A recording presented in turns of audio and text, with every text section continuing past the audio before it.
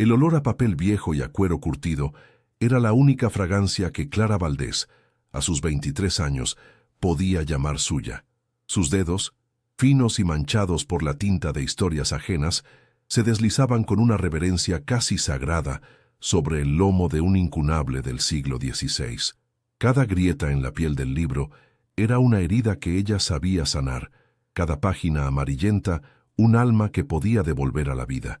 Era una restauradora de pasados, una guardiana de memorias que no le pertenecían, sin embargo, mientras sus manos cosían con pericia el tiempo detenido, su propia vida permanecía deshilachada, suspendida en un silencio tan profundo como el de la biblioteca de un monasterio. Un vacío sutil, pero constante, latía bajo su piel, un eco de los capítulos que nunca se había atrevido a escribir para sí misma. ¿Qué secreto esconde una mujer que vive entre las páginas de otros y qué la obligará a vender la única historia que le pertenece? Quédate hasta el final para descubrir la impactante revelación que cambiará su destino para siempre. Y no olvides suscribirte y dejar un comentario contándonos qué harías en su lugar. Clara Valdés era una anomalía en el vibrante corazón de Salamanca. Su universo se reducía a las 4 paredes del taller de restauración familiar, un local en los bajos de un edificio antiguo, donde la luz del sol entraba tamizada por el polvo de los siglos. A sus 23 años, su existencia transcurría en un bucle de gestos precisos y silencios prolongados. No conocía el bullicio de los bares de la Plaza Mayor, ni la risa despreocupada de las jóvenes de su edad. Su juventud se había convertido en un sacrificio silencioso, una ofrenda diaria en el altar de la responsabilidad. La enfermedad degenerativa de su padre, un eminente catedrático ahora reducido a una sombra de lo que fue, había consumido no solo los ahorros de la familia, sino también el futuro de Clara, encadenándola a un presente de olor a disolvente y a la callada desesperación de las facturas impagadas que se acumulaban en un cajón. Su virginidad no era el resultado de un juramento religioso ni de un trauma violento. Era una fortaleza construida con los ladrillos de la timidez, el miedo y una devoción filial que rozaba la abnegación. Había crecido bajo un estricto código de honor familiar, donde el deber siempre se anteponía al deseo.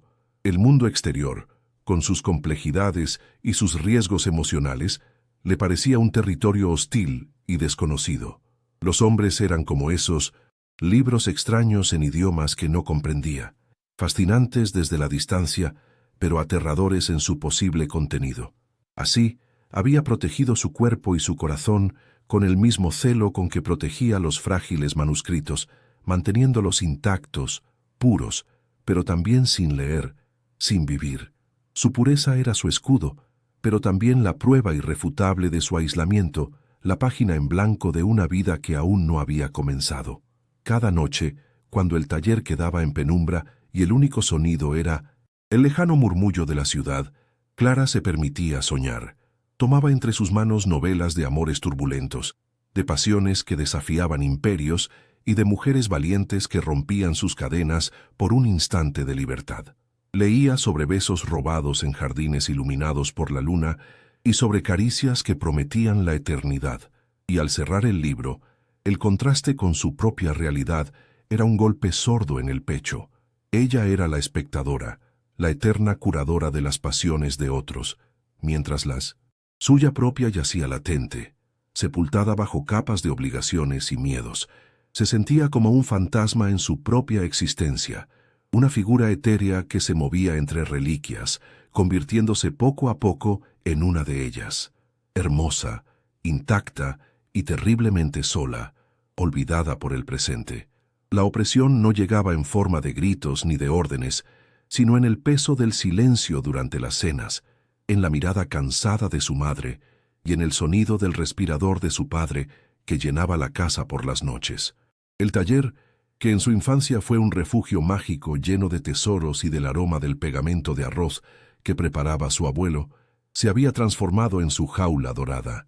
Cada herramienta, cada prensa de madera, cada bote de pigmentos, le recordaba la deuda no solo económica, sino moral, que la ataba a ese lugar. El honor de la familia Valdés, Un legado de erudición y rectitud ahora dependía de sus frágiles hombros. La necesidad de conseguir una suma de dinero inalcanzable para un tratamiento experimental era un monstruo invisible que devoraba el aire y la dejaba sin aliento, empujándola hacia un abismo donde las líneas entre el bien y el mal comenzaban a desdibujarse. A veces, al limpiar los cristales de la vitrina principal, se encontraba con su propio reflejo. Veía a una joven de ojos grandes y melancólicos, con una expresión demasiado seria para su edad. ¿Dónde había quedado la niña que soñaba con estudiar arqueología en Egipto, con descifrar jeroglíficos bajo el sol del Sintumesi? ¿Desierto? ¿Qué había sido de sus pequeños anhelos de viajar, de bailar, de enamorarse de forma torpe e imperfecta como las protagonistas de sus novelas favoritas?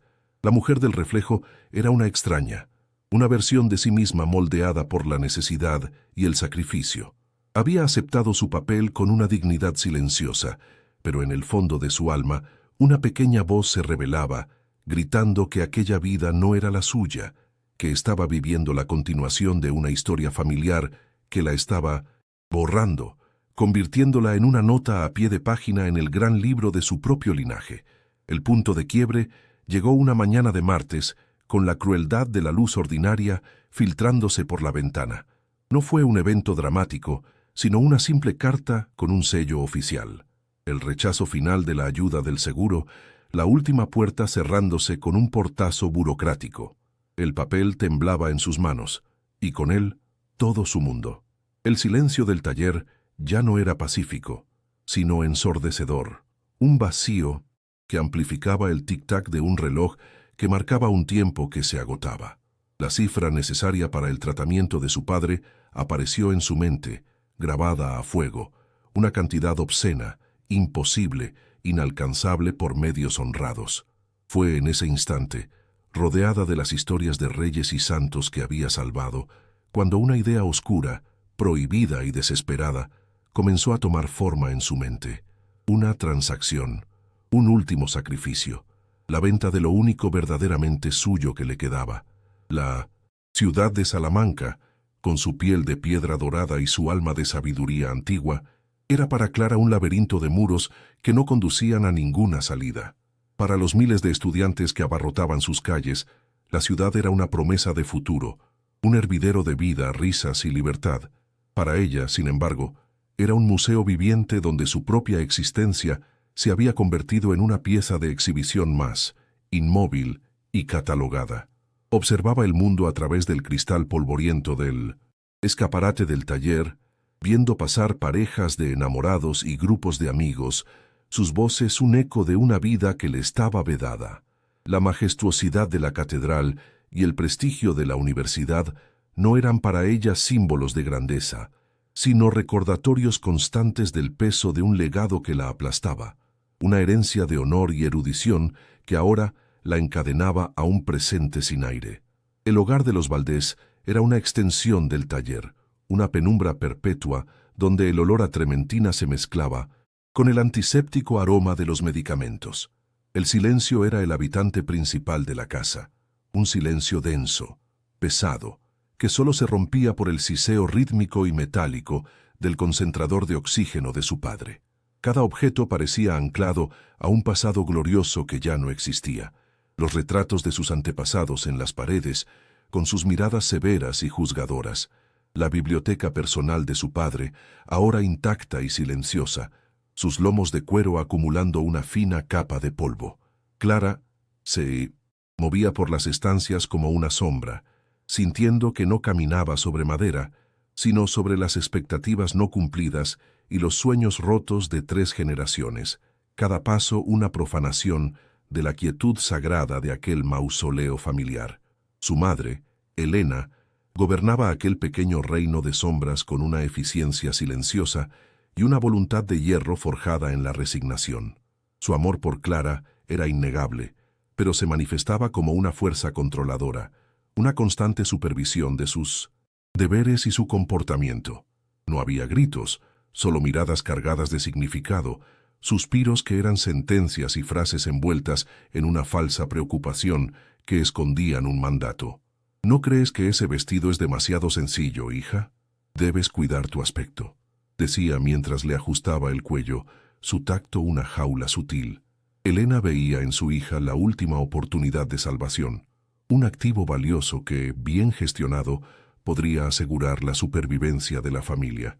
Su insistencia en la virtud y el recato no era solo una cuestión moral, sino una estrategia para preservar la calidad del único bien que les quedaba por ofrecer. La rutina diaria de Clara era una liturgia de gestos precisos, un ritual inmutable que comenzaba con el alba y terminaba bien entrada la noche. Sus manos, expertas y delicadas, se movían con una memoria propia sobre el papel quebradizo y la piel reseca de los libros. Cosía nervios, injertaba piel, rehidrataba pergaminos.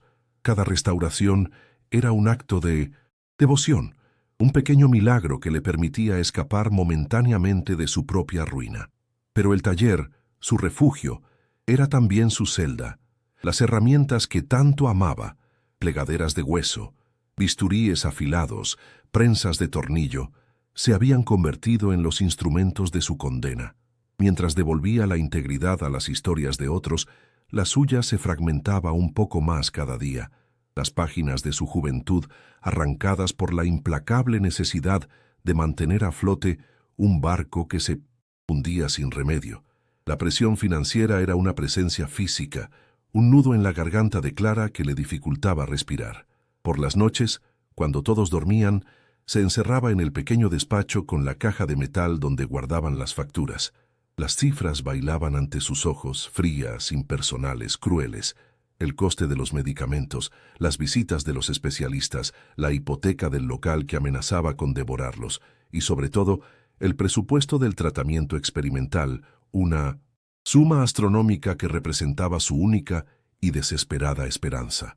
Era una cantidad que no podría reunir ni en 3 vidas de trabajo incansable. Cada número era un ladrillo más en el muro que la separaba del mundo. Cada factura, un recordatorio de su impotencia. Sentía el peso del fracaso de su familia sobre sus hombros, una deuda no solo de dinero, sino de vida, que la estaba consumiendo por dentro. El aislamiento social de Clara era casi absoluto.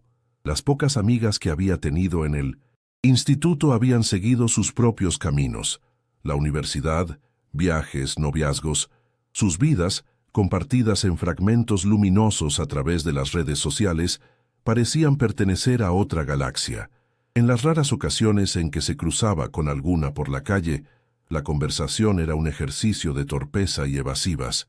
¿Y tú qué, Clara? ¿Sigues con los libros viejos? ¿No tienes novio?, le preguntaban con una mezcla de curiosidad y lástima. Ella respondía con sonrisas forzadas y monosílabos, sintiéndose una reliquia, una pieza de anticuario en un mundo que se movía a una velocidad vertiginosa. Cada encuentro era una confirmación dolorosa de su invisibilidad, de cómo su vida se había detenido mientras las demás avanzaban, dejándola atrás en su isla de papel y silencio. Las conversaciones con su padre eran el ancla emocional que la mantenía cuerda y al mismo tiempo la cadena más pesada que la ataba. Postrado en su sillón, con la mirada perdida en los recuerdos, el gran catedrático de filología clásica era ahora un hombre frágil que luchaba por cada palabra. A veces, en momentos de lucidez, sus ojos se llenaban de una culpa insoportable. «Soy una carga para ti, mi niña», le susurró una tarde, su voz un hilo tembloroso. «Deberías estar viviendo, no cuidando a un viejo inútil». Aquellas palabras, destinadas a liberarla, producían el efecto contrario. Reforzaban en Clara un sentido del deber casi fanático, una determinación feroz de sacrificar lo que fuera necesario por él. El honor del apellido Valdés, su legado intelectual, ahora dependía de que ella pudiera comprarle un poco más de tiempo, sin importar el precio. La madre, pragmática y desesperada, había empezado a tejer su propia red de salvación. Su objetivo era don Ricardo, el dueño de la imprenta más grande de la ciudad, un viudo adinerado con un hijo soltero, Javier, un joven anodino y predecible. Elena organizaba encuentros casuales, invitaciones a tomar un café que eran auténticas emboscadas. Javier es un buen muchacho, Clara, de buena familia, trabajador. Un hombre así podría darte la seguridad que tanto necesitamos, le decía, su voz untada de una dulzura estratégica. Para Clara, la idea era repulsiva. Veía en Javier no a un pretendiente, sino al carcelero de una vida que no deseaba. Una solución práctica que implicaba la aniquilación de su propio ser. La estaban preparando para ser vendida, no en una noche, sino en un matrimonio sin amor que duraría toda una vida. En los escasos momentos de soledad, una rabia sorda y silenciosa hervía bajo la superficie de su compostura. Se encerraba en el baño, el único lugar donde no podían alcanzarla las miradas ni las expectativas, y se miraba en el espejo empañado. Contemplaba su propio rostro, los ojos grandes y asustados, y se preguntaba quién era realmente esa mujer. No era la restauradora devota, ni la hija abnegada, ni la futura esposa de conveniencia. Dentro de ella, sepultada bajo capas de obligación, existía otra Clara, una mujer con deseos, con sueños, con una curiosidad ardiente por la vida. Sentía un anhelo visceral por cometer un error, por tomar una decisión puramente egoísta, por romper una sola regla en el estricto código que regía su vida. Era un deseo de profanación, una necesidad de manchar su propia pureza, para demostrarse a sí misma que aún estaba viva. El golpe final llegó con la llamada del hospital, una complicación inesperada. El médico fue claro: sin el nuevo tratamiento, el tiempo de su padre se mediría en semanas, no en meses. La noticia cayó como una losa sobre el taller, absorbiendo el poco aire que quedaba. El zumbido de la desesperación se hizo ensordecedor en la mente de Clara. Todas las puertas se habían cerrado. Las vías honorables, los caminos correctos, se habían agotado. Fue entonces, rodeada por los libros que hablaban de sacrificios, pasiones y actos desesperados, cuando la idea prohibida que había germinado en su mente floreció en una resolución fría y afilada. Si su cuerpo era el único activo que le quedaba, el único tesoro intacto en medio de la ruina, entonces lo usaría. Vendería su pureza, su historia no escrita, en una última y terrible transacción para comprarle la vida a su padre. El nombre de Damián Blackwood se pronunciaba en los círculos financieros de Madrid con una mezcla de temor reverencial y desprecio. Era un fantasma corporativo, un arquitecto de imperios que operaba desde la cima de un rascacielos de cristal y acero que arañaba el cielo de la capital. Su ático, un espacio minimalista de mármol negro y ventanales infinitos, era un reflejo de su alma, vasto, frío y meticulosamente ordenado. No había fotografías personales, ni objetos que delataran un afecto o un pasado. Solo arte contemporáneo, tan caro como impersonal, y el silencio de un hombre que había convertido la soledad en una fortaleza inexpugnable. Sobre una mesa de ébano pulido, una delgada carpeta contenía los detalles de su última adquisición. No se trataba de una empresa o de un bien raíz, sino de algo infinitamente más frágil. La primera noche de una desconocida, un capricho, un acto de poder absoluto. Damián no buscaba placer en aquella transacción. El placer se había convertido para él en una moneda de cambio devaluada desde hacía más de una década. La herida original, la traición de la única mujer a la que entregó su vulnerabilidad, se había enquistado en su memoria, convirtiendo el amor en una patología y la confianza en una debilidad. Ella lo había abandonado no por otro hombre, sino por una versión más rica y poderosa de sí mismo, enseñándole la brutal lección de que todo, incluso el afecto más puro, tenía un precio. Desde entonces, él se había convertido en el comprador definitivo. Comprar la virginidad de una joven no era un acto sexual, sino una reafirmación de su filosofía. Adquiriría lo único que no pudo conservar, la pureza, para poseerla y demostrarse a sí mismo que incluso eso podía ser catalogado, tasado y archivado en el frío inventario de sus victorias. La comunicación llegó a Clara a través de un correo electrónico cifrado, tan aséptico y desprovisto de humanidad como un informe de laboratorio. Contenía un billete de tren en primera clase para Madrid y la dirección de un hotel cuyo nombre ella solo había visto en revistas de lujo. No había remitente, solo un código alfanumérico. Cada kilómetro que el tren devoraba en su viaje desde Salamanca era un paso más hacia un abismo moral del que no sabía si podría regresar. Observaba el paisaje castellano, árido y austero, sintiendo que se desprendía de su propia piel, de la identidad de Clara Valdés, la restauradora de libros, para convertirse en un objeto anónimo, un cuerpo destinado a saldar una deuda. El miedo era una presencia física, una mano helada que le oprimía el pecho, pero la imagen de la mirada suplicante de su padre era un fuego que la impulsaba hacia adelante, hacia el sacrificio. El Hotel Orfila no era un edificio, era una declaración de poder. El mármol de Carrara bajo sus pies, el silencio reverencial del vestíbulo y el aroma a lirios blancos y a dinero viejo la hicieron sentir como una impostora, una nota discordante en una sinfonía de opulencia. El conserje, con una sonrisa que no llegaba a sus ojos, la acompañó hasta un ascensor privado que ascendía en un silencio absoluto hacia la suite presidencial. Cada detalle, desde los apliques de oro hasta la suavidad de la alfombra, estaba diseñado para intimidar, para recordarle su lugar en aquel universo. Se sentía despojada, su sencillo vestido de lana y sus zapatos gastados una prueba de la distancia insalvable que la separaba del mundo del hombre que la había comprado. Cuando la puerta de la suite se cerró tras ella, el sonido del cerrojo fue el de una celda de lujo cerrándose a su espalda. La suite era un espacio gélido y desmesurado, un paisaje de blancos, grises y negros que se extendía hasta un ventanal panorámico que ofrecía Madrid a sus pies, una galaxia de luces parpadeantes. No había rastro de vida, ni un libro fuera de lugar, ni una arruga en los cojines de seda. Parecía un escenario esperando a sus actores.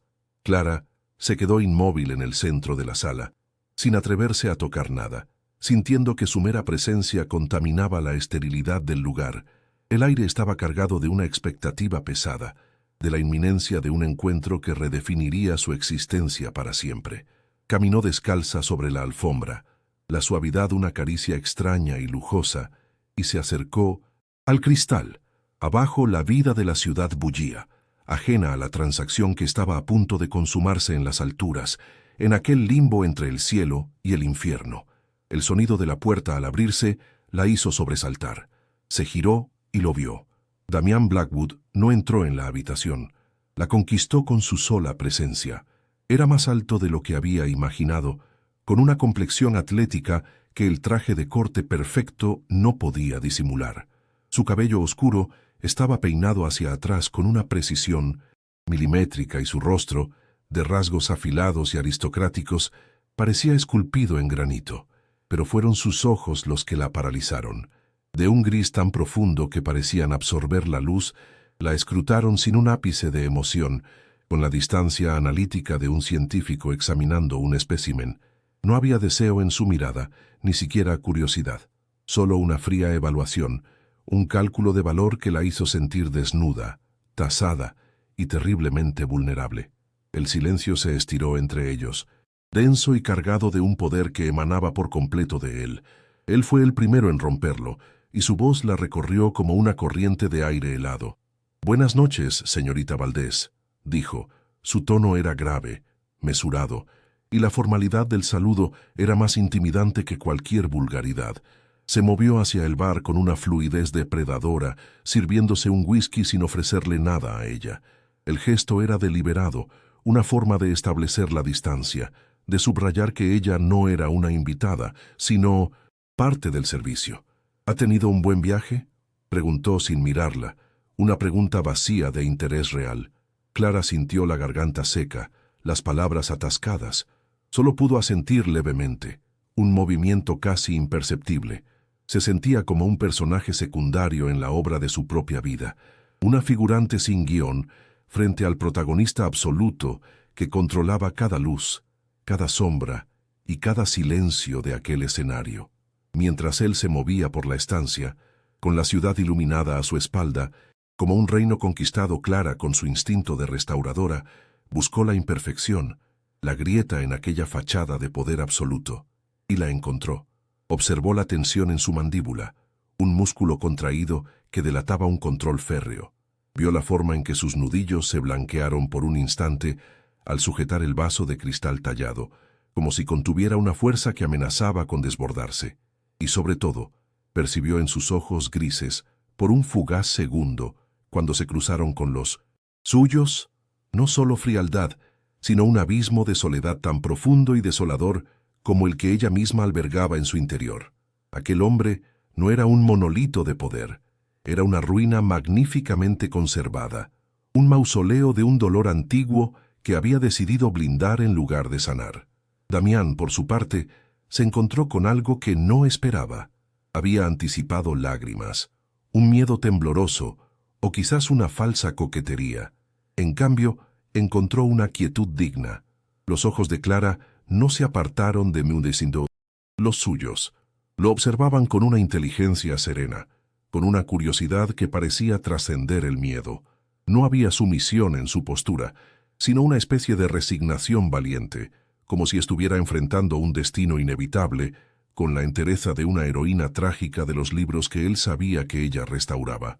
Aquella pureza que había comprado no era una simple ausencia de experiencia, sino una fuerza tranquila, una integridad que, lejos de invitar a la profanación, parecía interrogarlo, desafiando silenciosamente la podredumbre de su propio cinismo.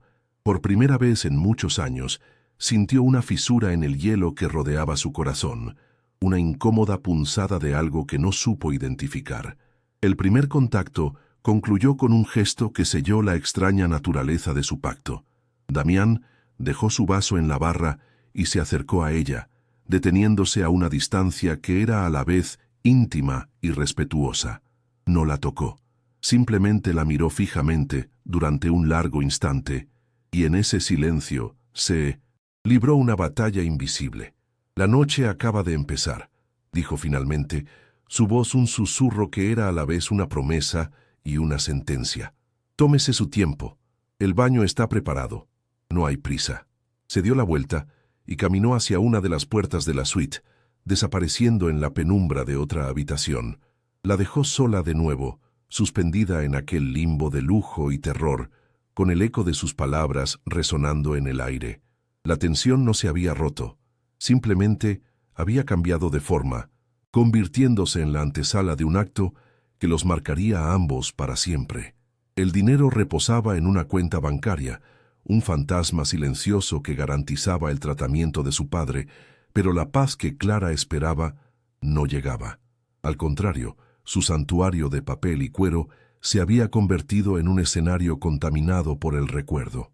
El aroma familiar del pegamento de arroz y la tinta antigua ahora se mezclaba con la memoria olfativa de un perfume caro y masculino, el eco de una piel que no era la suya. Cada vez que sus dedos rozaban el lomo de un libro, sentía el fantasma de otro tacto, el de las manos de Damián, y la quietud del taller ya no era un refugio, sino una celda de aislamiento donde su secreto crecía como una enredadera venenosa, asfixiando la normalidad que tanto se había esforzado por preservar. La transacción había terminado, pero su eco resonaba en cada rincón de su existencia, alterando la textura de su realidad de forma irreversible. La culpa y el alivio libraban una batalla campal en su alma. Había salvado a su padre, cumplido con su deber más sagrado, pero el precio había sido una parte de sí misma que ni siquiera sabía que valoraba tanto. Intentaba reducir la noche en Madrid a una simple transacción comercial, un servicio prestado a cambio de una suma necesaria, pero su mente se rebelaba. No era el acto físico lo que la atormentaba, sino la inesperada conexión, la confesión de él, la forma en que sus ojos grises la habían mirado no como a un objeto, sino como a un enigma. Damián Blackwood no era el monstruo sin rostro que había imaginado. Era un hombre herido, una fortaleza con grietas, y esa vulnerabilidad era infinitamente más peligrosa que su poder. Era un libro prohibido que había empezado a leer y del que, para su terror, deseaba conocer el final. Una tarde, mientras la luz dorada de Salamanca se filtraba a través de los cristales polvorientos, el tintineo de la campanilla de la puerta la hizo dar un respingo. Su corazón se detuvo. En el umbral, recortado contra la luz de la calle, estaba él, Damián Blackwood, en su taller. La visión era tan anacrónica y discordante que por un instante pensó que era una alucinación. Su traje impecable, su presencia imponente y el aura de poder que emanaba de él eran una profanación en aquel espacio sagrado de silencio y tiempo detenido.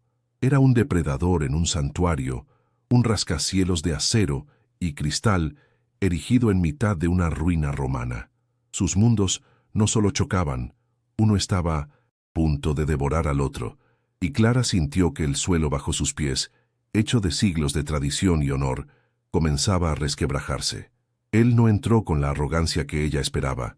Sus movimientos eran medidos, casi vacilantes, como si fuera consciente del terreno frágil que pisaba. En sus manos no traía un maletín de negocios, sino un pequeño volumen envuelto en tela. «Señorita Valdés», dijo, y su voz grave llenó el silencio del taller, un sonido demasiado moderno para aquellas paredes. «Me han dicho que es la mejor en lo que hace. Este libro, él necesita su ayuda». Lo depositó sobre el mostrador con un cuidado inesperado. Era una primera edición de Quevedo, una joya bibliográfica. El pretexto era tan perfecto como absurdo. No había venido como el hombre que la había comprado, sino como un cliente.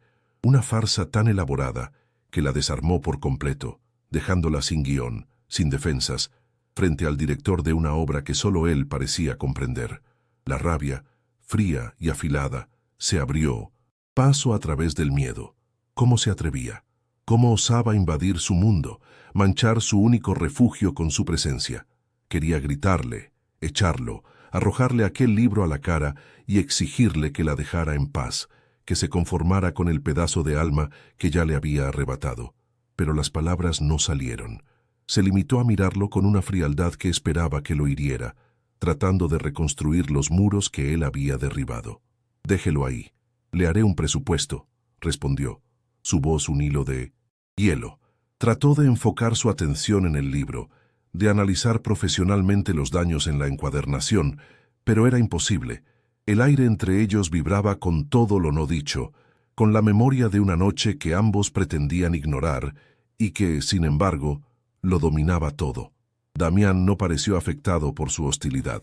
En lugar de marcharse, sus ojos grises comenzaron a recorrer el taller, deteniéndose en las herramientas ordenadas, en las prensas de madera, en los lomos de los libros que esperaban su turno en las estanterías.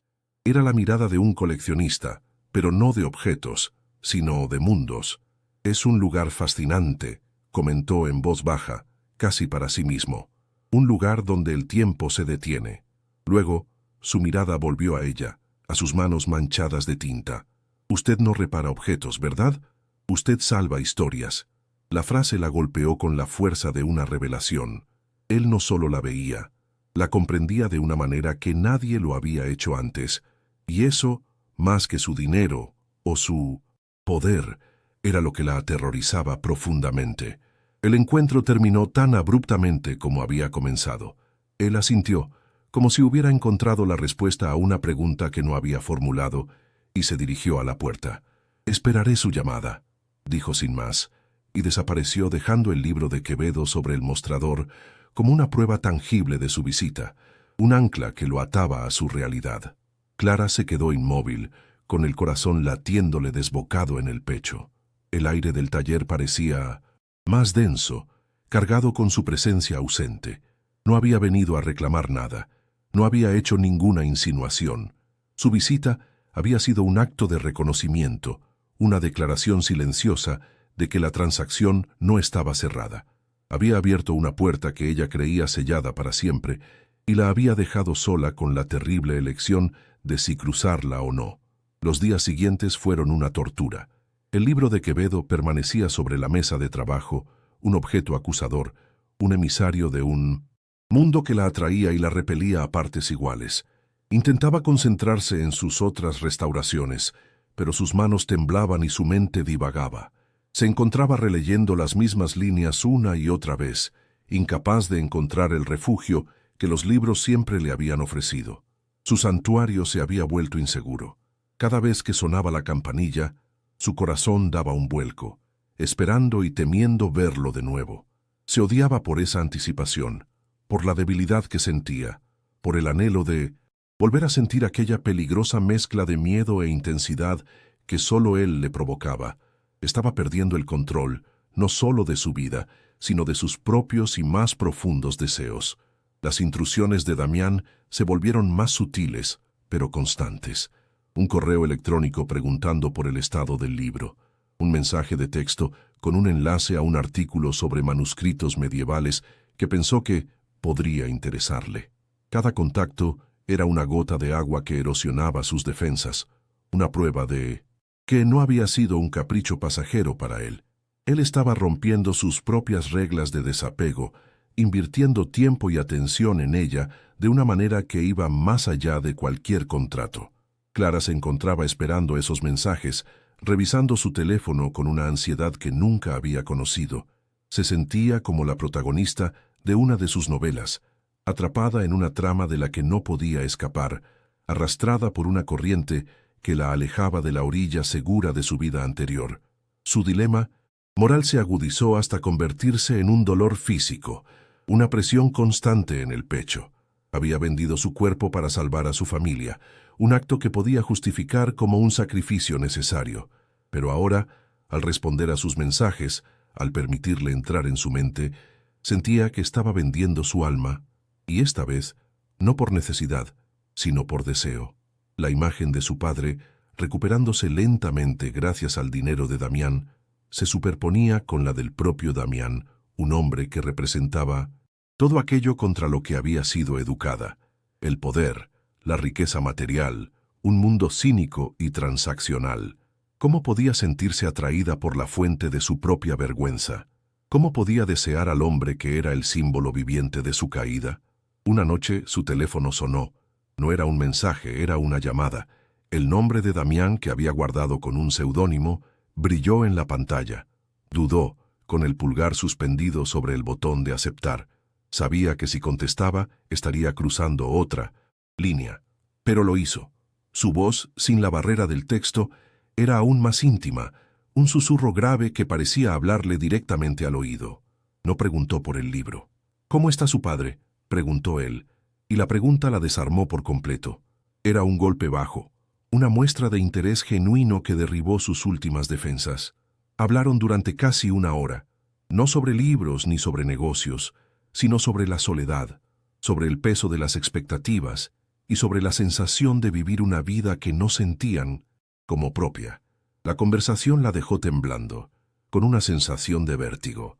Por primera vez en su vida, alguien la había escuchado sin juzgarla, sin esperar nada de ella más que su honestidad. Damián, el hombre que la había comprado, se estaba convirtiendo en su único confidente, la única persona que conocía la verdad completa sobre ella y no la despreciaba por ello. La ironía era cruel y devastadora. El origen de su vínculo era impuro, una transacción vergonzosa, pero la conexión que estaba naciendo de esas cenizas se sentía más real y profunda que cualquier otra relación que hubiera tenido en su vida. Estaba empezando a desear al hombre, no al millonario, y esa distinción lo hacía todo infinitamente más complicado y peligroso. 2 días después, él le propuso un encuentro. No en su taller, no en un hotel, sino en un lugar neutral. «Hay una exposición de grabados antiguos en el Prado. Me gustaría que me acompañara. Como experta», escribió. La excusa era endeble, ambos lo sabían. No, era una consulta profesional, era una cita, una invitación a salir de su mundo y entrar voluntariamente en el suyo, aunque fuera por unas horas. La propuesta la llenó de un pánico eufórico. Decir que no era lo correcto, lo sensato, la única forma de preservar lo que quedaba de su integridad. Decir que sí era una locura, una rendición, un paso definitivo hacia un territorio desconocido del que podría no haber retorno. Era la elección entre la seguridad de su jaula dorada y la libertad aterradora que él le ofrecía. Clara pasó toda la noche en vela, con el mensaje brillando en la oscuridad de su habitación. Por un lado, estaba la voz de su madre, el peso del apellido Valdés, el código de honor que había regido toda su vida. Por otro, estaba el recuerdo de la voz de Damián, la sensación de ser vista y comprendida, y un anhelo visceral de vivir, de sentir algo real, aunque fuera peligroso y prohibido. Al amanecer, agotada y con una claridad nacida de la desesperación, tomó una decisión. No, sería por necesidad ni por obligación. Sería su primera elección puramente egoísta. Tomó el teléfono y escribió una sola palabra. Sí. Al enviarla, sintió como si hubiera saltado desde un acantilado, sin saber si abajo la esperaban las rocas o un mar profundo. El encuentro en el prado fue una coreografía silenciosa de tensión y deseo reprimido. Caminaron por las salas silenciosas, rodeados de la belleza inmortal del arte, pero la única obra que les interesaba era la que se estaba creando entre ellos. Hablaban en susurros sobre las técnicas de Durero o la melancolía de Rivera, pero sus palabras eran un mero pretexto para estar cerca, para que sus miradas se cruzaran sobre un grabado, para que sus manos casi se rozaran al señalar un detalle. Clara se sentía hiperconsciente de cada uno de sus movimientos, del calor que emanaba de él, del aroma sutil de su colonia.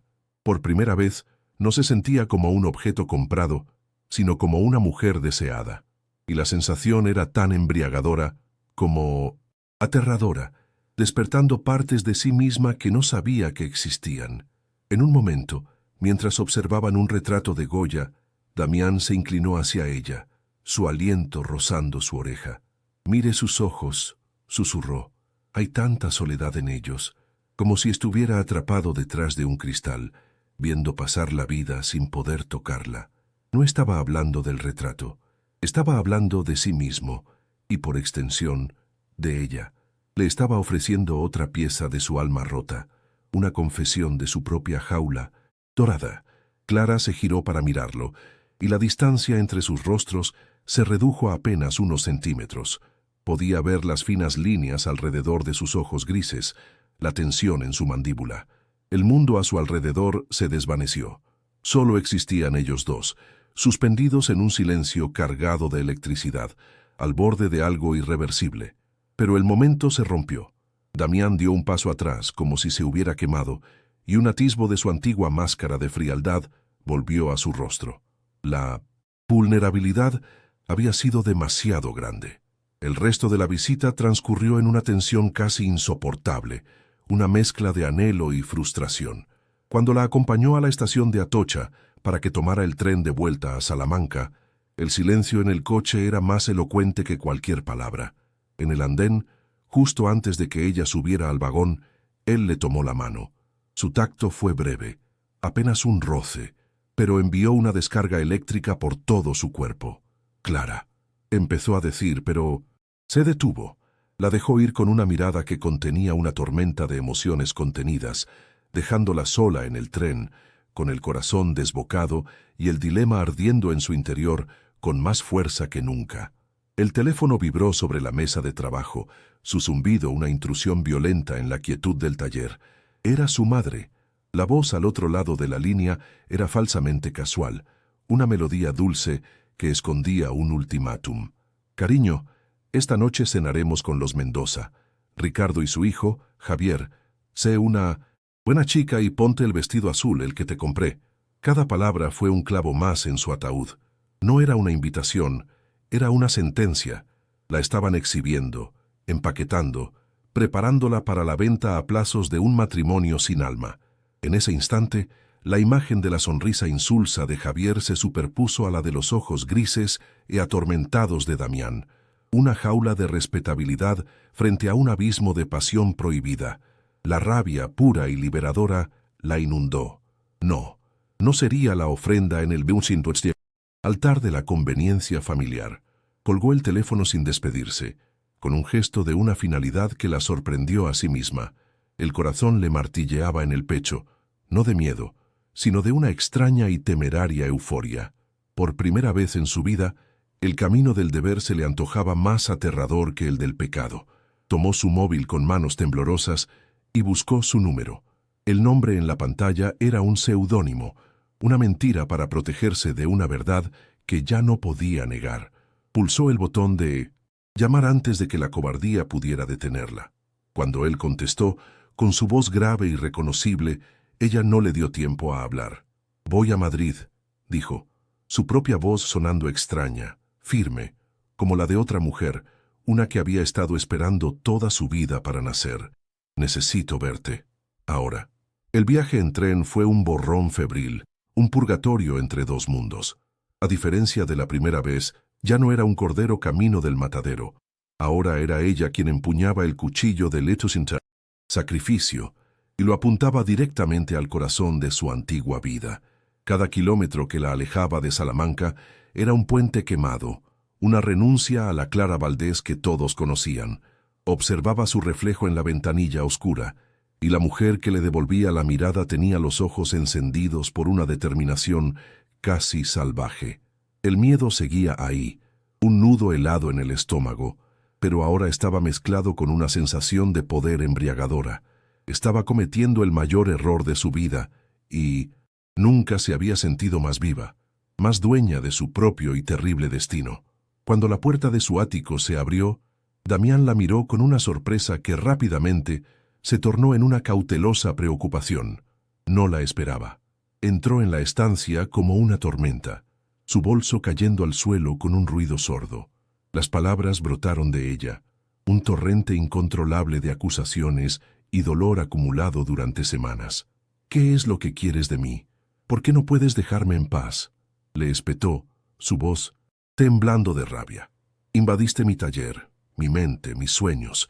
Contaminaste mi único refugio hasta convertirlo en una celda donde solo resuena tu recuerdo. Ya no sé quién soy. Me has roto, y ahora no hay forma de volver a pegar los pedazos para que encajen en mi antigua vida. Ya no encajo en ninguna parte por tu culpa».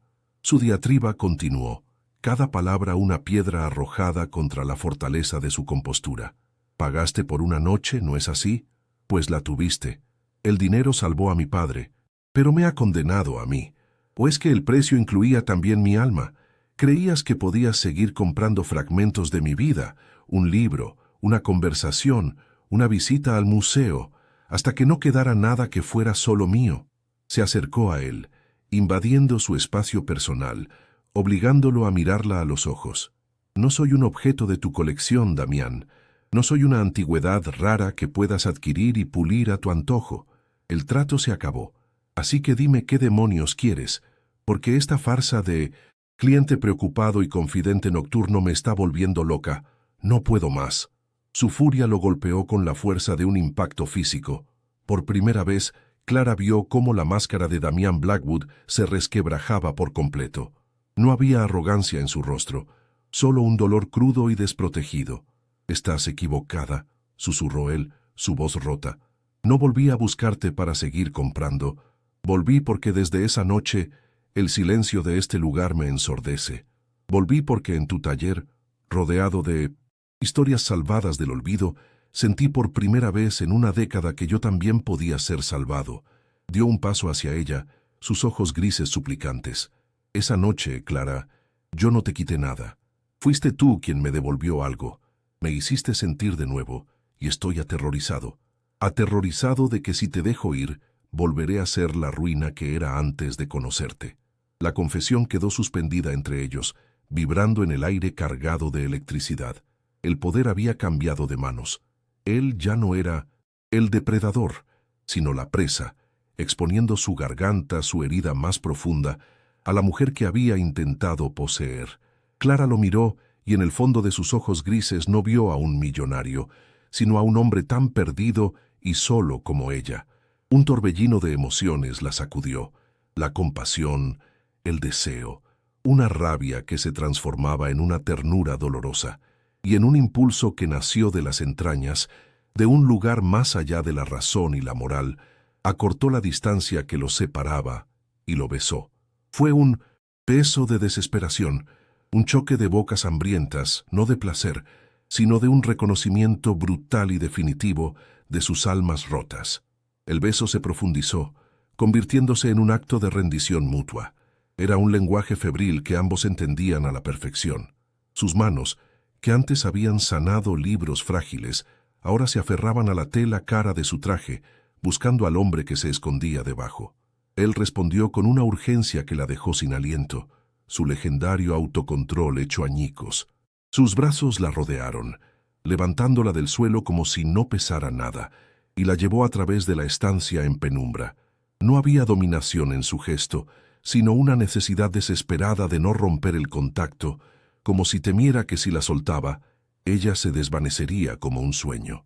Cada paso hacia el dormitorio era un paso más allá del punto de no retorno, un descenso voluntario a un infierno que ambos habían elegido. En el frío minimalismo de su habitación, sus cuerpos se encontraron con un calor que desafiaba el entorno. La ropa cayó al suelo, barreras inútiles contra una conexión que ya era demasiado profunda. Aquella era la transgresión definitiva, un acto que no estaba manchado por el dinero ni justificado por el deber. Era una elección pura, nacida del deseo y la soledad compartida. Mientras se entregaba a él, Clara no sintió vergüenza, sino una extraña sensación de pertenencia. La forma en que él la tocaba, con una mezcla de reverencia y desesperación, no era la de un comprador reclamando su propiedad, sino la de un náufrago aferrándose a su única tabla de salvación. Sus miradas se encontraron en la penumbra, y en ellas no había lujuria, sino una pregunta silenciosa. ¿Podemos salvarnos el uno al otro? Yacían enredados en el silencio, con las luces de Madrid pintando patrones efímeros en el techo. La tormenta había amainado, dejando tras de sí una calma frágil e íntima. Él la sostenía contra su pecho, su corazón latiendo a un ritmo constante bajo su oído. Fue entonces, en esa oscuridad protectora, cuando él le entregó la última pieza de su armadura. Le susurró el nombre de ella, la mujer de su pasado, y le contó la historia completa de la traición, no con ira, sino con el cansancio de una herida que nunca había cicatrizado. Al darle su secreto más oscuro, el arma que podría destruirlo, le estaba entregando su confianza, su vulnerabilidad, su todo. Clara comprendió que aquel era el verdadero clímax. No había sido poseída, se había convertido en la guardiana de su alma, y supo, con una certeza aterradora y absoluta, que ya nada volvería a ser como antes. El amanecer se filtró por los inmensos ventanales del ático, una luz gris y despiadada que despojó a la noche de toda su magia. Clara despertó lentamente, su cuerpo dolorido de una forma extraña y nueva, envuelta en sábanas de un hilo tan fino que parecían niebla. La piel de Damián, junto a la suya, todavía conservaba el calor de la fiebre compartida. Lo observó dormir, su rostro despojado de la máscara de poder, revelando las líneas de una fatiga existencial que lo hacían parecer vulnerable, casi un niño. Una oleada de ternura la invadió, tan intensa y pura que le cortó la respiración. Pero inmediatamente después, como un veneno helado, se deslizó el pánico. La realidad la golpeó con la brutalidad de un martillo contra un cristal. Había cruzado todas las líneas, quemado todos los puentes. Aquel hombre era su ruina y su salvación, y en la cruda luz de la mañana no sabía cuál de las dos pesaba más. Se levantó de la cama con el sigilo de un ladrón, recogiendo su ropa del suelo con movimientos torpes y silenciosos. Cada prenda que se ponía era como volver a vestir su antigua identidad, una piel que ya no le encajaba, que la oprimía. No podía mirarlo. Temía que si sus ojos se abrían y se encontraban con los suyos, se quedaría atrapada para siempre en aquel limbo de lujo y deseo. Necesitaba escapar, no de él, sino de la mujer en la que se había convertido en sus brazos. Una mujer, capaz de elegir el deseo por encima del deber, la pasión por encima del honor. Dejó la suite sin hacer ruido, cerrando la puerta tras de sí con una suavidad que desmentía la violencia de su huida. El pasillo del hotel, silencioso y aséptico, le pareció el camino de un fantasma que huye de la escena de su propia muerte y resurrección. El viaje de regreso a Salamanca fue un purgatorio de pensamientos febriles. El paisaje castellano, que se deslizaba tras la ventanilla, parecía juzgarla con su austeridad inmutable. Ya no era la joven asustada que iba a vender su cuerpo. Era una mujer marcada, una tránsfuga de su propia vida que regresaba al lugar de su crimen. El dinero en su cuenta bancaria, la razón de todo aquello, ahora se sentía como un hierro candente en su alma. Había comprado la vida de su padre, sí, pero ¿a qué precio? Se sentía como uno de sus libros dañados, con la encuadernación rota y las páginas manchadas, su historia interna irrevocablemente alterada. La mujer que le devolvía el reflejo en el cristal oscuro del tren era una extraña de ojos asustados, pero con una nueva y terrible profundidad en la mirada. Ya no había vuelta atrás. Damián despertó con la sensación de un vacío a su lado. El aire del dormitorio estaba impregnado del aroma de ella, una mezcla de limón y papel viejo que se había adherido a sus sábanas, a su piel. Era la única prueba de que no la había soñado. El silencio del ático, que durante años había sido su escudo y su santuario, ahora resonaba con una soledad aplastante. Se levantó y recorrió la estancia, buscando algún rastro, alguna nota, pero no había nada. Solo el desorden de sus ropas en el suelo y una pequeña horquilla olvidada sobre la mesilla de noche. La recogió, el metal frío un contraste con la calidez que recordaba de su pelo. Sintió una punzada de pánico, un eco de aquel abandono antiguo que lo había moldeado. Pero esta vez era diferente. No era la herida de la traición, sino el terror de haber encontrado algo real y haberlo asustado hasta hacerlo huir. La campanilla del taller sonó igual que siempre, pero para Clara, el sonido fue una cuchillada. El olor a cuero y a tinta la recibió, no como un consuelo, sino como una acusación. Todo parecía más pequeño, más opresivo. Su mundo, antes un refugio, ahora era una jaula cuyas dimensiones se habían encogido drásticamente. Miró sus manos, las herramientas de su arte, y las vio cómplices de su transgresión. El teléfono sonó, y la voz de su madre, tensa y afilada, le preguntó por qué no había acudido a la cena con los Mendoza. La mentira que improvisó, una migraña repentina, un trabajo urgente, sonó torpe y frágil en sus propios oídos. Fue la primera grieta en la fachada de la hija perfecta, el primer temblor de un terremoto que amenazaba con derribar toda la estructura de su vida. Los días que siguieron se convirtieron en una extensión del silencio que había dejado en Madrid. No hubo llamadas, ni mensajes. La ausencia de comunicación era un abismo que crecía entre ellos, un espacio que ambos parecían demasiado asustados para cruzar. Para Clara, era una tortura ambigua. Una parte de ella anhelaba desesperadamente el sonido de su voz, una señal de que no había sido solo una catarsis febril. Otra parte respiraba aliviada con cada hora que pasaba, esperando que el silencio solidificara la distancia y le permitiera olvidar, sanar, volver a ser quien era, pero ya no sabía quién era. Intentó sumergirse en la restauración de un salterio del siglo XV, pero sus manos no obedecían. La tinta se corría, el hilo se enredaba. Su pericia la había abandonado, dejándola sola con sus pensamientos caóticos. En su torre de cristal, Damián libraba su propia batalla contra el silencio. Su instinto, forjado en años de adquisiciones hostiles, le gritaba que fuera tras ella, que tomara un avión, que se presentara en su puerta y exigiera una respuesta. Pero por primera vez en su vida, comprendió que la estrategia del poder sería su derrota. Cualquier movimiento agresivo solo confirmaría que la veía como otra posesión, validando la transacción que él ahora lamentaba con cada fibra de su ser. Estaba atrapado en una jaula de inacción. Se sumergió en el trabajo con una ferocidad que alarmó a su junta directiva, cerrando tratos millonarios sin sentir nada. Por las noches, se sentaba en la oscuridad de su ático, con el pequeño libro de Quevedo que ella nunca llegó a restaurar en sus manos, sintiendo el peso de aquella historia inacabada. La confrontación con su madre fue inevitable. Elena, furiosa por la oportunidad perdida con Javier Mendoza, la acorraló en la cocina una noche. Las acusaciones no fueron gritadas, sino siseadas con una decepción gélida, que era mucho peor. ¿En qué estabas pensando? ¿No te das cuenta de todo lo que está en juego? En el pasado, Clara se habría encogido, habría pedido perdón, habría aceptado la culpa, pero algo había cambiado. La mujer que había huido del ático de Damián no era la misma niña que había entrado en él. Estaba pensando en mí, respondió su voz tranquila pero firme, sorprendiéndose a sí misma. Tengo derecho a tener una migraña, madre. Tengo derecho a tener una vida.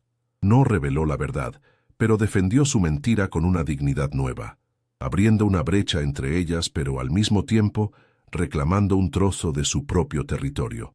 Una tarde, mientras la luz del atardecer teñía de oro el polvo suspendido en el aire del taller, Clara tuvo una epifanía.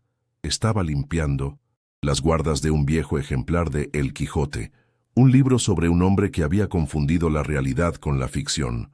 Se dio cuenta de que ella había hecho lo contrario, Había vivido su vida como una ficción controlada, un relato de deber y sacrificio, reprimiendo cualquier atisbo de una realidad más caótica y apasionada.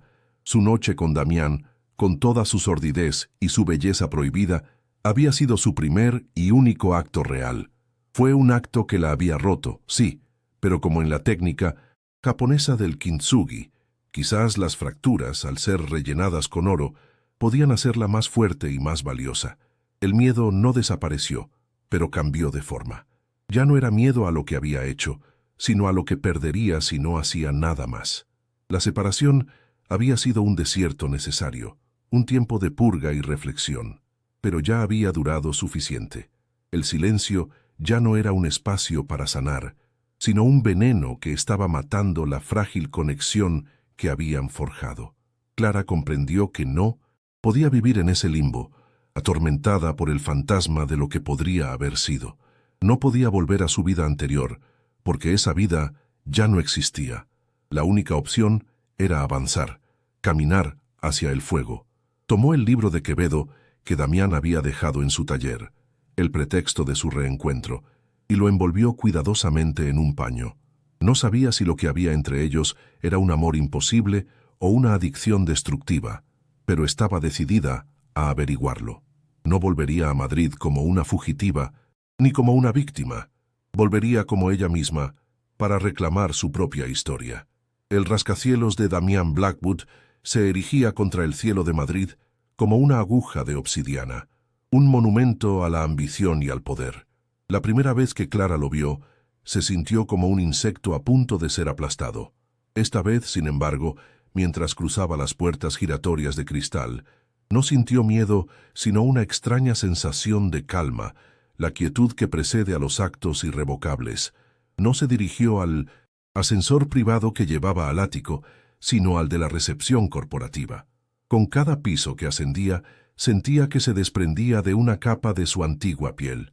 No venía a su hogar, el escenario de su caída y su rendición, sino a la fuente de su poder, la sala de máquinas de su imperio.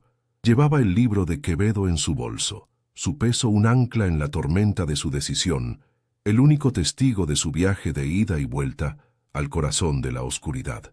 La puerta de su despacho, en la última planta, se abrió sin sonido. El espacio era una extensión de su ático, una sinfonía de grises, negros y cristal, con vistas a una ciudad que parecía una maqueta a sus pies.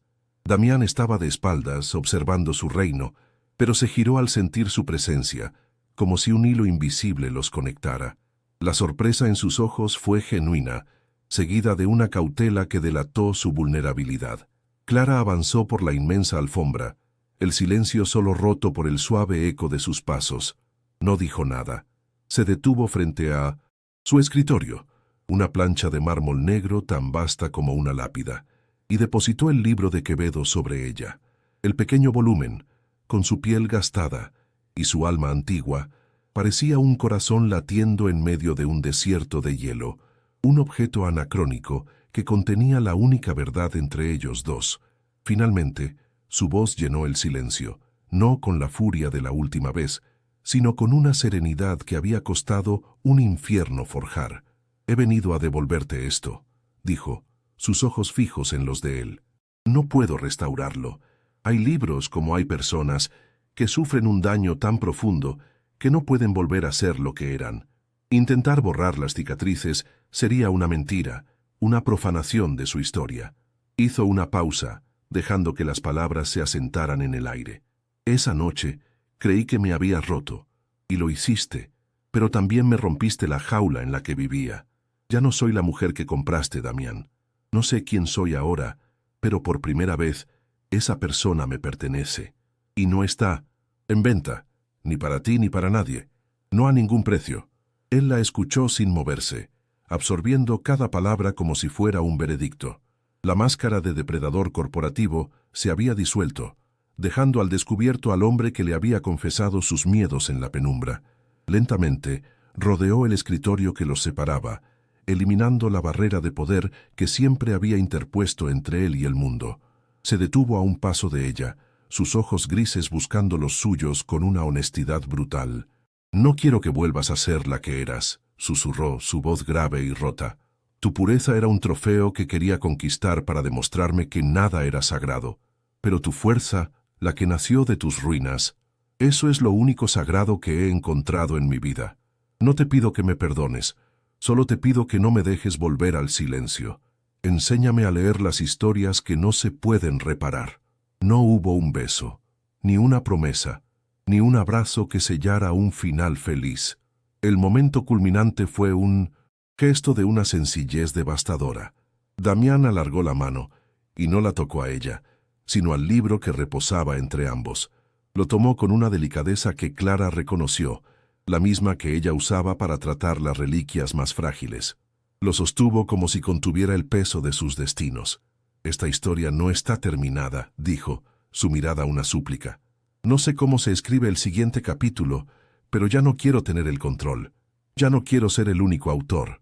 Dejó la frase suspendida en el aire, una invitación abierta, un abismo de incertidumbre que, por primera vez, no parecía aterrador, sino lleno de una posibilidad vertiginosa.